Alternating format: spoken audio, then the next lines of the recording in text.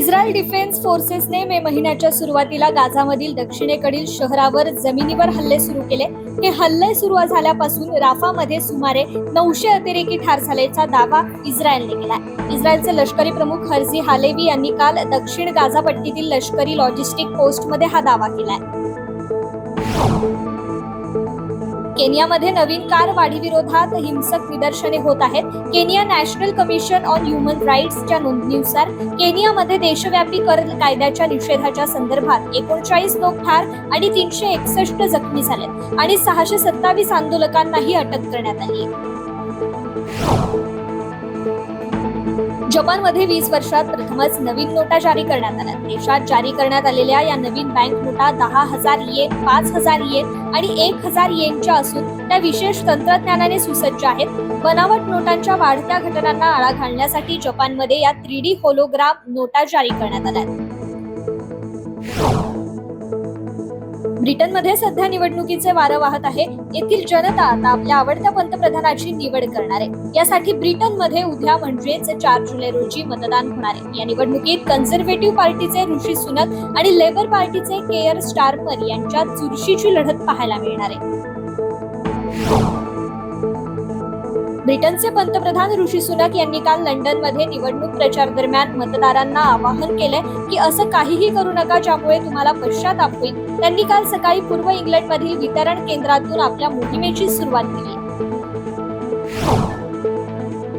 नेपाळमध्ये अनेक राजकीय घडामोडी घडतात. आज नेपाळी काँग्रेस आणि CPN-UML या 2 मोठ्या पक्षांनी नवीन सरकार स्थापन करण्यासाठी आघाडी जाहीर केली. विद्यमान पंतप्रधान पुष्पकमल दहल प्रचंड यांचे सरकार उलथवून टाकण्यासाठी या दोन्ही पक्षांमध्ये सोमवारी मध्यरात्रीपर्यंत चर्चा होऊन एकत्र येण्याचा निर्णय झाला. या घडामोडीनंतरही प्रचंड यांनी राजीनामा देण्यास नकार दिलाय. चीन भारताला तोडण्याच्या कटाचा एक भाग म्हणून विरोधी खलिस्तानी आतंकवादी संघटनांना सहाय्य करते. चीनची गुप्तचर संस्था आता चीनी नागरिकांना खलिस्तानविषयी माहिती देते. चीनची सामाजिक माध्यमे विबो आणि बिलबिली या खलिस्तानविषयीची माहिती प्रसारित केली जाते. संयुक्त राष्ट्रांच्या बैठकीत पाकिस्तानने भारतातील अल्पसंख्याकांच्या हक्काचा मुद्दा उपस्थित केला होता. काश्मीरमधील मुस्लिमांवर अत्याचार करण्यात येत असल्याचा आरोपही पाकिस्तानकडून करण्यात आला.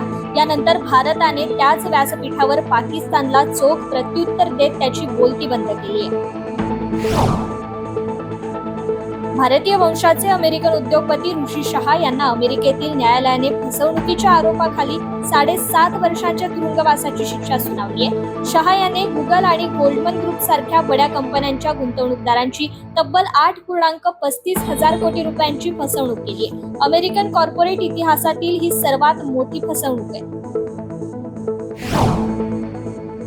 पंतप्रधान नरेंद्र मोदी 8 आणि 9 जुलैला रशियाच्या दौऱ्यावर जाणार आहेत. या दौऱ्यानंतर मोदी व्हिएन्नाचा दौरा करणार आहेत. इंदिरा गांधी यांच्यानंतर मोदी हे व्हिएन्ना करणारे दुसरे पंतप्रधान ठरतील. तत्कालीन पंतप्रधान इंदिरा गांधी यांनी 1983 साली व्हिएन्नाचा दौरा केला होता. धर्मांतराबाबत उत्तर प्रदेशच्या अलाहाबाद हायकोर्टाने महत्त्वपूर्ण टिप्पणी केली आहे. धार्मिक कार्यक्रमांच्या नावाखाली मोठ्या प्रमाणात सामूहिक धर्मांतराला परवानगी दिल्यास भारतातील बहुसंख्य लोकसंख्या एक दिवस अल्पसंख्याक होण्याचा धोका आहे, असं मत अलाहाबाद हायकोर्टाने व्यक्त केलंय. संसदेत सुरू असलेल्या पहिल्या विशेष अधिवेशनाचा आज शेवटचा दिवस आहे. या अधिवेशनात पंतप्रधान मोदी यांनी राज्यसभेत राष्ट्रपतींच्या अभिभाषणावर उत्तर दिलं. यावेळी पंतप्रधान नरेंद्र मोदींनी काँग्रेसवर जोरदार टीका केली. संविधान आमची सर्वात मोठी प्रेरणा आहे. देशातील जनतेने आमच्यावर विश्वास दाखवलाय असं म्हणत पंतप्रधान मोदींनी विरोधकांवर निशाणा साधलाय. लोकसभेतील विरोधी पक्षनेते राहुल गांधी यांचा बालकबुद्धी असा उल्लेख करत पंतप्रधान नरेंद्र मोदी यांनी काल लोकसभेत काँग्रेसवर हल्ला चढवला.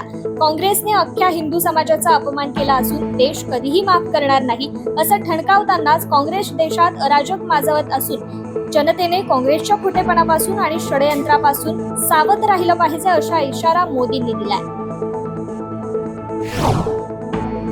ऑस्ट्रेलियात शिकणाऱ्या विद्यार्थ्यांसाठी मोठी बातमी पुढे येते. सरकारने विद्यार्थी व्हिसा शुल्कात दुपटीने वाढ केली आहे. परदेशी विद्यार्थ्यांच्या संख्येत नुकत्याच झालेल्या वाढीनंतर ऑस्ट्रेलियाचे पंतप्रधान अँथनी अल्बानीज यांच्या सरकारने हे पाऊल उचललंय.